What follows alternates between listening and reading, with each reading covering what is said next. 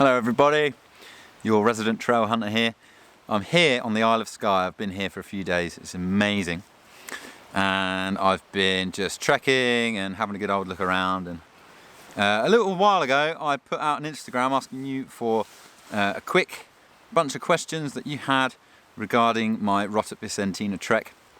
So I've put those together, written down some notes on my answers, and now is the time to go through those. So let's go.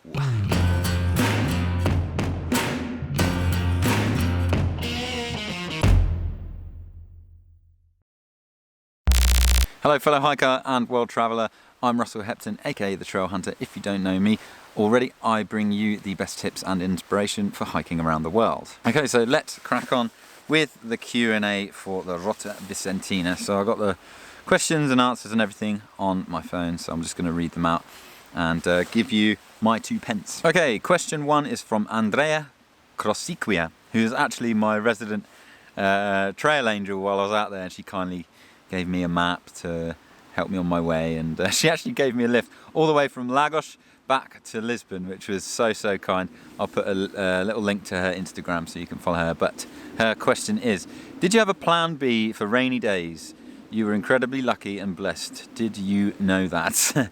Yes, I knew that. I went in December and the weather was perfect the entire way, and when I got to the lighthouse at the end, that was the first day, no, the next day after I finished, that was the first day that it was cloudy. But I did prepare for wet weather. I always prepare for that. I knew it was going to be warm, so it was only going to be cold at night, and if it was going to rain while I wasn't in my tent, I'd be walking, so I'd be warm even still. So I just took a waterproof shell, which was my frog togs, and I took some gloves and a hat. You know, it wasn't too cold. Luckily it didn't rain, but I was well prepared for the rain. Even if it rained, I would have probably stayed on trail anyway and just kept walking, because you just got to deal with the rain, haven't you? Question number 2 from João P. Pedro. What was the most curious thing, or that stood out the most for you during the trek?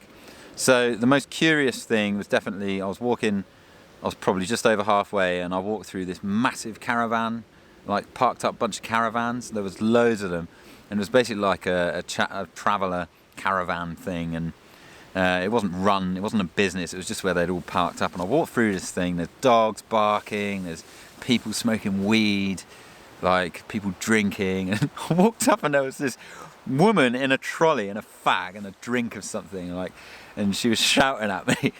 And I looked up to her, I noticed she was drunk, and I said, "You look trolleyed." But the girls were quite nice, but one of the guys who was in there was rolling a massive joint. And he didn't look like he was too happy for me to be there, and he was just being an absolute bellend. I'm gonna say it.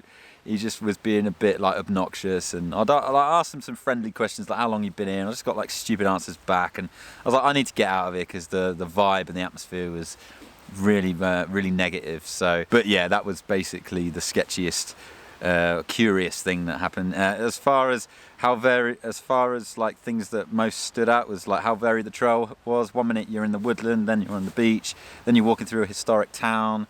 At night, if you're walking, the moonlight was out for me, and it was really clear, and just like you could see your way very well. And like 1 minute you might be ducking underneath trees and bushes, and then you're walking up a cliff. It was a very varied hike, something for everyone. That's basically what stood out for me. Question 3 from Madfilgraph. What bag size did you take going for the RV this Monday? So sorry, this is a little bit late. You've probably gone for the RV already. But yeah, I'm carrying a tent, camera, food and everything. So the pack I had was a 40 litre Atom Plus with an extra 2 inches. So it was about 42 litres. I've invested in some pretty lightweight kit, like my sleeping quilt, my tent. My sleeping quilt weighs like 300 something grams. My tent weighs 400 and something grams. They're super light, but I've invested a lot of money in those. So if you're going to be on a budget, I would recommend you'd probably need like a 50 litre pack just to accommodate a larger sleeping bag and a larger tent. So I could probably go actually even smaller than 40 litres, but you never know what you're going to want to pick up along the way. You might want some beers, you might want some extra food, so always have a pack with room to spare with your base weight in. So you might want to pack something else out. Question 4 from Sophie G Stokes. How easy is it to follow? I plan on getting a map and using my phone. So it's incredibly easy, barely needed to use a map. The trail markers are on every single intersection. Every time the trail crosses a road, everything, they're probably even better marked out than what's on the South Downs Way. So really well marked out trail. I use View Ranger with the GPX route included in my phone, so I could just check what mileage I was doing, how far I wanted to come. If I was being that kind of anal about it, I could do that. But yeah, barely needed to check the map at all. It was a very easy trail to follow. Question 5 is from Alice Hermendi. I think that's how you pronounce your last name. What did you do for accommodation? Can you camp? So, camping in Portugal, wild camping in Portugal is very illegal.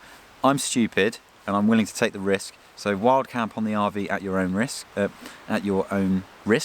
then basically December is when I went, so it was the off season. But if you're going in the high season, I don't recommend wild camping. If you are going to wild camp, leave no trace. Don't camp anywhere apart from along the coast, because that's the most wild places. You've got sand dunes you can nestle yourself and put your camp in. If you're going more inland, I wouldn't recommend camping there because it's mainly agricultural land. So yeah, it can be done. You shouldn't. I did. Wild camp at your own risk. In terms of accommodation, I stayed in Sakal one night because that was more inland, and then I stayed near Al Jazur in a B&B because I really needed a shower. I needed to wash my stuff and do a quick resupply. So 2 nights out of the 7 I wild camped. 2 nights out of the 7 I stayed in accommodation, and the other 4 or 5 I stayed in my tent. Question 6 from U1087.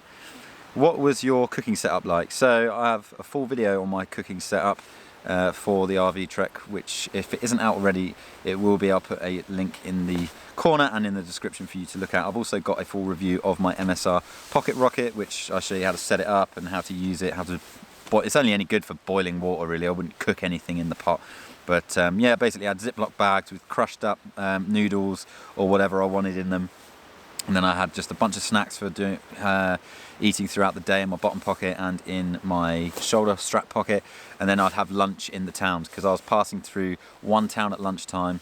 I'd start at a town, pass through a town at lunchtime and finish just before a town for the next morning. So I was never without a proper lunch, but I'd just have really minimal lightweight dinners that I could just boil water and soak in boiling water at night for my tea. So yeah, like pretty basic, but because I could have lunch in the towns, that's all I felt like I needed. And lastly, question number 7, that's from Jodes Harrison, the man, the legend. Did your poop trowel come in handy? And I'm going to say yes, it did.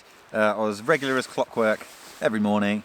The best places to do a wild number 2 were in the sand dunes, away from the beaches, but a much further up from the beaches.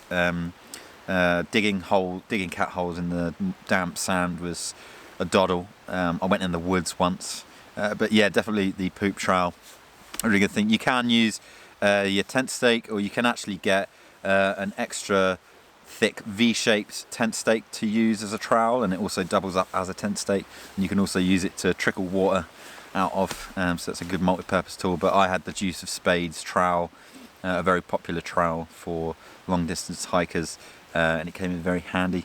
If you watch my gear list and how I packed my bag for this trek video, which I'll link up here and put in the description, you'll get a further insight as to what the poop kit was like. So that's it for this Q&A, folks, on the RV. If you have any more questions that I didn't answer in this video, then please write your questions down in the comments section below. I will get back to you as soon as I possibly can. So again, that's it. Thanks for watching this video. Thumbs if you liked it, subs if you loved it, and I'll see you in the next one.